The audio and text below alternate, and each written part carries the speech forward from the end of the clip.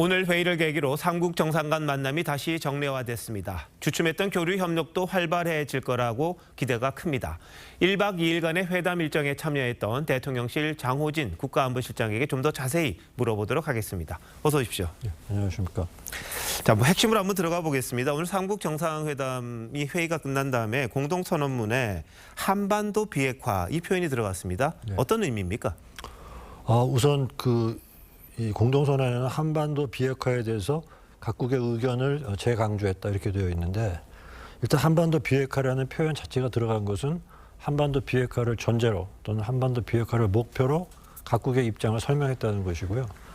중국이 이제 한반도 문제에 대한 자신들의 입장은 변하지 않았다고 계속 강조하고 있는데, 그 입장이라는 게 대개 세 가지입니다. 하나는 한반도의 평화 안정, 대화 협상을 통한 해결, 그리고 한반도 비핵화입니다. 그러니까 그 공동선언의 문화는 중국이 한반도 비핵화를 위한 또는 한반도 비핵화를 전제로 한 자신들의 의견을 개진했다. 그런 의미로 이해하시면 될 것 같습니다. 그럼 중국이 한반도 비핵화 잘 언급을 안 하는 거죠, 원래는? 예, 벌써 얼마 전부터 꽤 오랫동안 지금 공식 석상에서 잘 안 하는데, 요즘 이제 소위 무슨 지정학적 상황이 좀 변하면서 러시아나 중국이나 좀 북한이 제일 많이 편들어주는 나라가 되지 않았습니까? 그래서 그런 면에서 조금 그 표현을 좀 잘 안 쓰는 경향이 있는데, 이번에 어쨌든 저 표현을 쓰는데 동의를 했거든요. 네.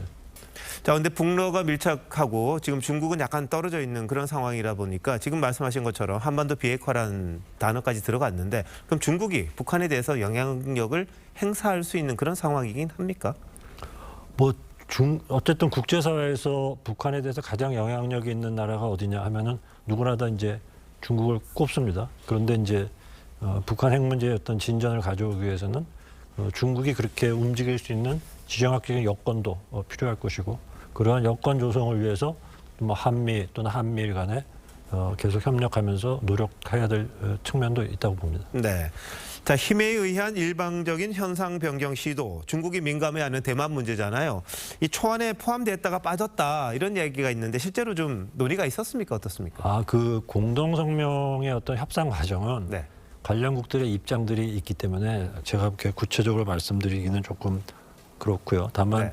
이번 공동성명을 보시면은 국제 정세 문제가 별로 없습니다. 대개 북한 문제, 그리고 이게 한일중 삼국협력회의가 아세안 정상회의 계기에 탄생한 거라 주로 아세안 문제. 그다음에 이제 내년에 한일중 삼국이 개최하는 국제 행사, 되게 딱 그 정도만 들어가 있어서 대만 문제가 빠진 것이 그렇게 크게 이상한 그런 상황은 아닙니다. 네. 윤석열 대통령이 중국 리탕 총리에게 이 별도로 탈북민 문제 협조 요청했잖아요. 그리고 원론적이지만 답도 받았다 그러는데 최근에 강제 북송이 좀 있었습니다. 좀 진전된 일이 있을까요? 어떨까요? 예, 강제 북송을 막기 위해서 저희도 계속 노력하고 있고, 어쨌든 해외에 있는 탈북민들이 어떤 경우든 본인의 의사에 반해서 강제 북송되는 건 안 된다는 게 저의 일관된 입장이고요. 그런 취지에서 이번에 대통령께서도 당부를 하신 것이고, 중국 측에서도 어떤 원론적 취지의 답변이 있었습니다만, 하여튼 앞으로 저희도 계속해서 중국 측과 협의도 하고 또 국제사회하고도 협력을 해서 계속해서 노력해 나가도록 하겠습니다. 이제부터 시작이다 이렇게 봐도 되겠습니까? 네, 예.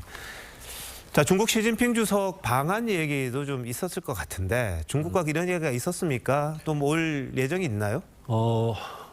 리창 총리께서 대통령께 시진핑 주석의 안부를 전달을 했습니다. 네. 그런데 이번 회담은 리창 총리를 상대로 한 회담이었기 때문에 굳이 시진핑 주석의 방한 문제를 저희가 거론하지는 않았습니다. 그리고 그렇군요. 작년에 항저우 아시안 게임 개막식 계기에 한덕수 총리께서 가셨을 때 제가 같이 모시고 갔었는데, 그때 회담서도 시진핑 총리 본인께서 본인이 갈 차례라는 거를 분명히 말씀을 하셔서 저희로서는 여건이 성숙되면 당연히 오실 것이라고 생각하고 있습니다. 네. 오늘 저희가 단독 보도를 했습니다만 F-35A를 포함해서 우리 전투기 20대 정도가 이 최북단까지 갔다고 합니다. 군사합의 이후에요. 어떤 의미로 봐야 됩니까? 그건 사실은 이제 북한이 정찰 위성을 발사하겠다고 발표를 했기 때문에 저희가 뭐 사전에 대비 태세도 있지만 또 한미 그 연합 탐지 자산들을 최대한 가동해서 계속 지켜보고 있습니다. 그와 아울러서 이번에 이제 저희 그 공군 비행기들이 움직인 것은 우리가 얼마든지 타격 능력이 있다 하는 것도 보여주고 네. 또 경고의 의미도 있다 이렇게 말씀드릴 수 있겠습니다. 북한이 최근 지뢰 매설하고 철택 보강하고 뭐 GP도 다시 만든다 이랬는데요. 우리는 대북 확성기라든지 이런 거 다시 재개할 생각이 있으십니까? 요번에 하고 있는 지뢰 매설이나 철책 보강은 기존에 그냥 우리 일반 국민들께서 이해하시는 거하고 약간 다른 측면도 있습니다. 보통은 그냥 어떤 군사적인 대비 또는 도발 이런 측면에서 이해하실 수 있는데 이번 것은 그 얼마 전에 왜 그 김정은 위원장이 남한하고 관계를 절연하겠다라는 얘기를 하지 않았습니까? 네. 그런 후속 조치의 일환으로 지금 진행되는 예. 그런 측면이 좀 있고 북한의 도발 위협에 대해서는 저희가 유형별로 다 그 대비 태세를 만들어서 다 숙지도 하고 있고 네. 지난번에 중앙통합방위회의라든가 여러 가지 그 사전 회의를 통해서도 계속